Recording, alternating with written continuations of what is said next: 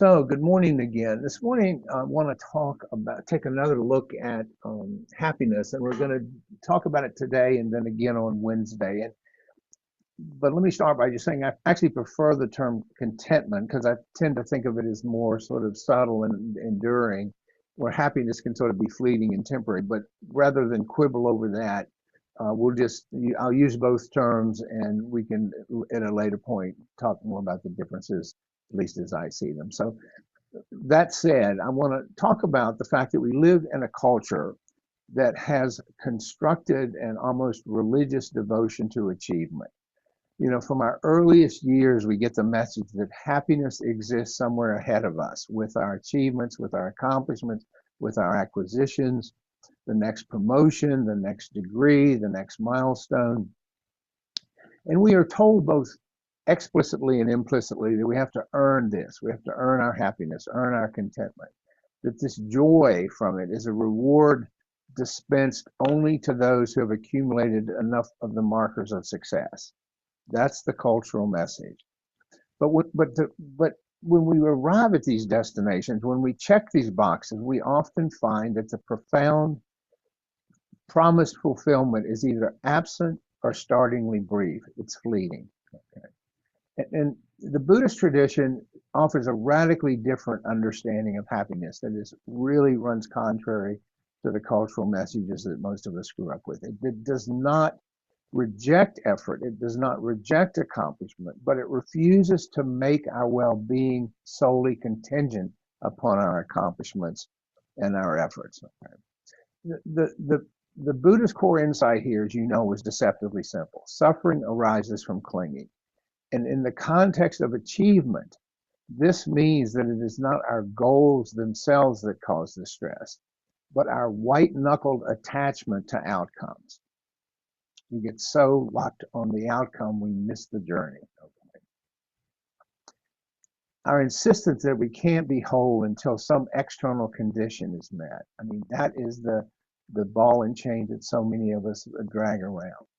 It's what in secular Buddhism we call conditional happiness. Conditional happiness, the belief that our peace of mind has prerequisites that have to be met. And when we examine this belief honestly, we find that it's a kind of perpetual postponement of living. It's always the next thing. Well, when I get this done, when I get this raise, when I get this car, when I get this iPhone, I'll be happy when fill in the blank. But that when always recedes like a horizon line just beyond our reach. Because as soon as we're there, and this is also neuroscience, brain chemistry, we know dopamine is about the seeking, not getting the thing. So it's always re-engaging that seeking, that striving, that craving. As I've shared often before, before I found my way to this path, I'm in my 40s. I've checked all the boxes I set out to accomplish. I've done everything I was told, implicitly or explicitly, I needed to do. Graduate degree in my chosen field, career I'd always dreamed about, job, family, home, car, kids, the whole thing. And I wasn't happy. I wasn't happy. I felt the universe had played some kind of cosmic joke on me. Like, okay, you've done all this. Where's the reward? It honestly felt, as I reflected on it over the years, like some sort of bait and switch. Come on in and we'll promise you this, this life of eternal happiness. And this was not just, nor is it just a philosophical observation. It's something most of us, if we step back and look at it, have experienced directly. So just think of a time you worked intensely for a goal, maybe getting through college, getting through high school, getting a new job, a career achievement, a financial target, a personal milestone. Think about that moment of arrival. Now, yes, there is a flash of satisfaction. There's elation there, but it doesn't last. Again, as I said about the dopamine, the so-called yearning neurotransmitter, it's seeking the reward, not obtaining it. That's a critical insight in terms of how we're wired. There's a notable drop off in dopamine once we get the meal, once we get the promotion, once we get the drink, the goal we have sought so hard to achieve. And what happens is the surprisingly rapid return to baseline. So we go from this elation and this yearning, we get it, and then we drop off. And it's what we psychologists call the hedonic treadmill. The hedonic treadmill. It's just a buzzword for this phenomenon. 2,500 years ago, the Buddha called it dukkha without knowing anything about neuroscience. He understood this. He understood the unsatisfactoriness that is woven into all conditioned experience. The achievement itself was never the problem. That is not the problem. The problem is the stories we tell ourselves about the achievement, the happiness we assure ourselves is just around the next corner. Because secular Buddhism doesn't ask us to abandon ambition, to stop trying to do things. It doesn't ask us to counsel passivity or indifference. But what it does offer us is a reorientation, a re-examination of our relationship to effort and outcome. Don't hitch your horse to that wagon is what they're saying. Yes, seek success and pleasure and accomplishment, but don't think it's your ticket out of suffering. Because the practice is not to stop striving. It's to stop making our fundamental okayness dependent on the results of that striving. Let me say that again, because that's really the takeaway for today. The practice is not to stop striving. It's just hardwired. We're going to strive. But to stop making our fundamental worth, our fundamental happiness, our fundamental okayness dependent on the results of that striving. Now, this may seem like a subtle transformative shift. We work meaningfully, diligently for goals, we pursue excellence, but at the same time, the Buddha is asking us to recognize that our deepest well-being is not located there. Yes, there's fleeting satisfaction, fleeting pleasure, fleeting enjoyment, but our deepest well-being doesn't live there. It's simply not how our brain chemistry works, although he didn't know that at the time. It's not stored in some future achievement that we just haven't unlocked yet. And I would argue the practical implications of this perspective are profound. Consider how much of our anxiety is generated not by the work itself, by the seeking itself, but by our fear of failing at that seeking, our fear of failing at that striving. That's where the anxiety comes from. It's not from pursuing the goal. It's from the fear that we're going to fail at the goal. The terror that if we don't achieve it, we will be revealed to ourselves and others as insufficient. And this fear is a direct product of what I referred to earlier as conditional happiness. When we believe that our worth is earned through accomplishment, every potential failure becomes an existential threat. When we believe our worth is earned through accomplishment, every potential failure becomes an existential threat. But when we begin to practice this Buddhist tradition, what we call non-attachment to outcomes, you've heard me use that phrase many, many times, non-attachment to outcomes, we discover something remarkable. And one of the things that happens is we tend to perform better, not worse, because so much of the performance anxiety is lessened. We are freed from this paralysis of perfectionism. Something I know so well from growing up in my uptight, privileged white family where you've heard me say only two possible outcomes for any undertaking. You either failed or you did it perfectly. Nothing in between. If you didn't do it perfectly, by definition, you failed. And boy, did I carry that weight around my neck for years. Nothing in between. It frees us from this constant self-evaluation that creates anxiety and drains our energy. And in the process, when we let that go or set that down, we bring a fuller, more creative presence to our work. When I was working on my first book, I couldn't quiet that nagging critic in there. And a friend of mine who's an accomplished writer gave me some suggestions how to do that. And it just opened it up. It just opened up the whole process. It's just one example. And part of achieving that is our meditation practice, where it's not some abstract spiritual pursuit, it's a practical training that we undertake. Because when we sit in meditation, we practice again and again the simple act of being present without needing anything to be different. I'm not trying to, I mean, I may start out trying to meditate deeper, longer, blah, blah, blah, but once we move past that, we're just sitting with what is. And it's a wonderful training for our minds. Because in that moment, in those moments, we notice our mind's habitual reaching, yearning toward the future, toward some improved version of ourselves, Jeff 2.0, toward the next thing. But then we catch that and we come back gently to the now. We come gently back to the breath. And over time, this practice rewires our default relationship to experience. We stay with it more in the moment. We don't get out ahead of ourselves. We're not feeling anxious about whether I'm going to get an A plus on my paper. And we begin to taste rather, what the Buddha called this unconditional presence. We begin to feel what that feels like, which is a contentment that is not dependent on circumstances. It's not earned through performance. It's not earned because we've achieved or sought some perfection. It is available in the simple act of being awake and aware in the moment. Now, again, let me be clear, because I don't want this to be misunderstood. I'm not talking about, this does not mean that our achievements are meaningless. Of course not. There's tremendous source of satisfaction.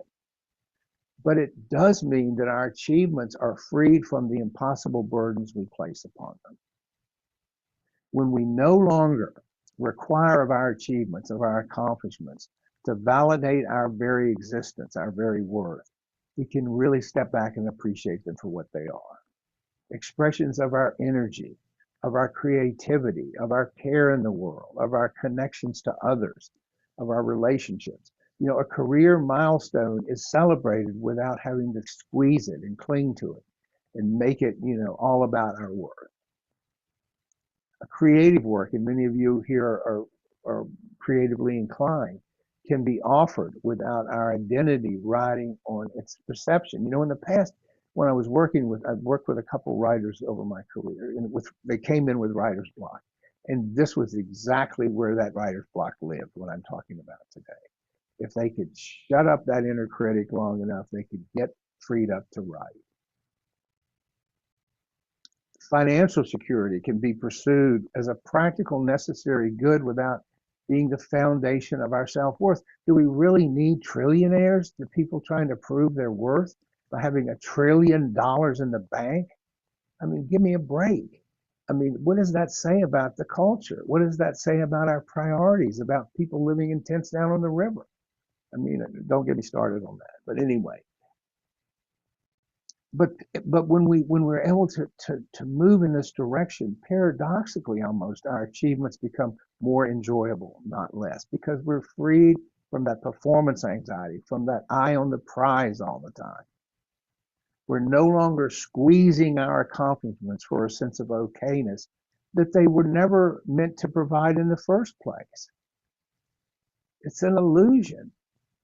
And here's where the concept of right effort of the Noble Eightfold Path is instructive. Right effort is not maximum effort. It's not obsessive effort. It's not effort driven by fear of failure or inadequacy.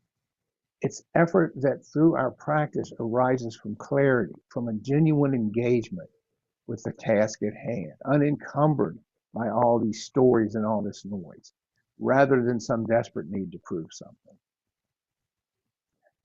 Right effort is much more sustainable because it is not fueled by anxiety. The fuel for it is not anxiety. It is joyful because it is rooted in the present moment where we can really savor it. We can really sink our teeth into it. When we bring right effort to our work, we find that the process itself, not the outcome, is the source of satisfaction. Not because we romanticize struggle, but because we're showing up for our lives as they're actually happening in the moment. not leaning towards some imagined future state, some imagined glorified goal. And I would be remiss today without also talking about the role of comparison in all this. You know, what we call in this tradition comparing mind. When our achievement oriented culture amplifies relentlessly this comparison, social media, professional networks, cultural narratives constantly invite us to measure our success against others. And from a Buddhist perspective, this comparison is a particularly potent form of suffering because it will ensure that no achievement is ever sufficient. Oh, I made $1 billion. Elon Musk made $1 trillion. Oh, I must be a failure. There's always someone who has done more, earned more, arrived sooner, is younger, prettier, healthier, wealthier, whatever. You know, as I said, in my 40s, when I checked all the boxes, you know, there I am. Oh, people have checked bigger boxes, whatever. This practices here is not to suppress comparison through willpower, but to bring our mindful awareness to it is see how it generates suffering. And to gently then redirect our attention back to our own path, not keeping up with the Joneses, our own moment, our own genuine values. This is hard. I don't mean to suggest this is a walk in the park. We aren't constantly, I mean, I think probably from an evolutionary perspective, we're hardwired to compare. You know, who has the most food, who has the best breeding rights, who has the status in the cave, whatever. But we aren't prisoners of it. You know, what does success look like when we free it from comparing, when we free it from conditional happiness? It looks like true engagement. It looks like showing up fully for what matters without requiring that the work save us, as I thought was true in my 40s. And I think best of all, it looks like the capacity to truly rest without guilt, because we no longer believe that our value is proportional to our productivity. And here's to me, the obvious insight that just I was so oblivious to that finally hit me over the head. The ability to fail without feeling destroyed. The ability to fail without feeling like the rug just got pulled out, that I'm lower than low. Because when we reorient our view of this, our identity is not a condition of outcomes. And what does this look like? It looks like a life lived in the present tense rather than the future conditional. Now, this is not easy. I'm going to say it again. We're swimming against powerful cultural currents. This conditioning runs deep. Our biology, our neurobiology runs deep, but we're not prisoners to it. One of the real beauties of this path to me is that it doesn't demand perfection. It doesn't even hold it out as a possibility. It only asks that we begin to notice again and again the moments when we are postponing our own happiness. And then gently, patiently, we practice choosing presence instead. Each time we catch ourselves, and this is where mindfulness and noticing is critical, believing we can't be at peace until some conditions are met, each time we can soften that belief even slightly, we are performing a quiet internal revolution. We are discovering that happiness was never somewhere out in front of us. It's always here, waiting for us to stop running long enough to notice, waiting for us to slow down and get quiet long enough to notice that it's right here. The invitation of this path is not to reject the world of accomplishment and effort, but to inhabit it differently, to bring a quality of presence, a quality of ease, of non-clinging that transforms both the journey and the destination. In this way, success becomes not a condition for happiness, but an expression of it. So those are some thoughts on happiness, and I'm going to follow it up with a slightly different take on Wednesday. So it's sort of a two-parter, but I wanted to leave it there today. So let me stop the recording and let's talk about this.